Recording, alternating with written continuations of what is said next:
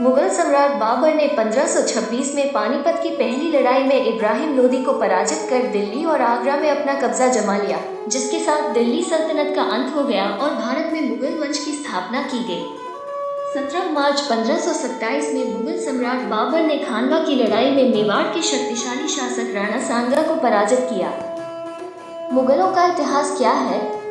मध्य -16वीं शताब्दी और 17वीं शताब्दी के अंत के बीच मुगल साम्राज्य भारतीय उपमहाद्वीप में प्रमुख शक्ति थी। 1526 में स्थापित यह नामात्र 1857 तक बचा रहा, जब वो ब्रिटिश राज द्वारा हटाया गया।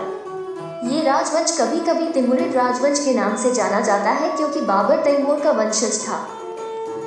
मुगलों से पहले भारत में किसका राज था?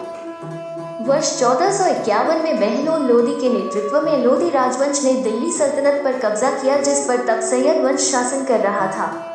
सैयद वंश के बाद दिल्ली सल्तनत पर लोदी वंश ने शासन किया, जिसे 1526 में मुगलों द्वारा प्रतिस्थापित किया गया। मुगल साम्राज्य का विस्तार कैसे हुआ?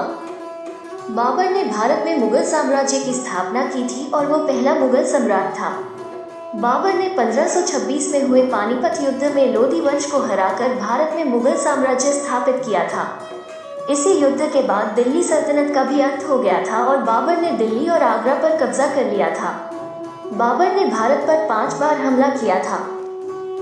मुगलों और मुसलमानों में क्या अंतर है? आया हिंदी के मुगल भारत के अंतिम और सबसे लंबे वक्त तक शासन करने वाले मुस्लिम राजवंश का नाम है, जबकि मुसलमान इस्लाम धर्म के अनुयायियों का।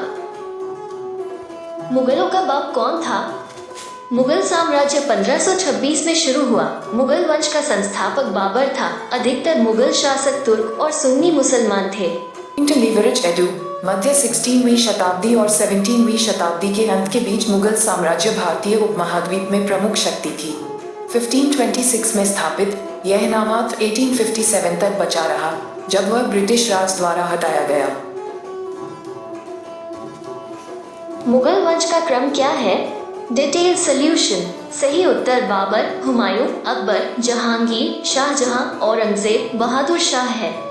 वो मुगल साम्राज्य का संस्थापक था।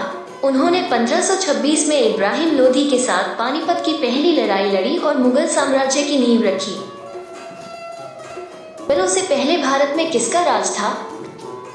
वर्ष 1451 में बहलोल लोदी के नेतृत्व में लोदी राजवंश ने दिल्ली सल्तनत पर कब्जा किया, जिस पर तब सैयद वंश शासन कर रहा था।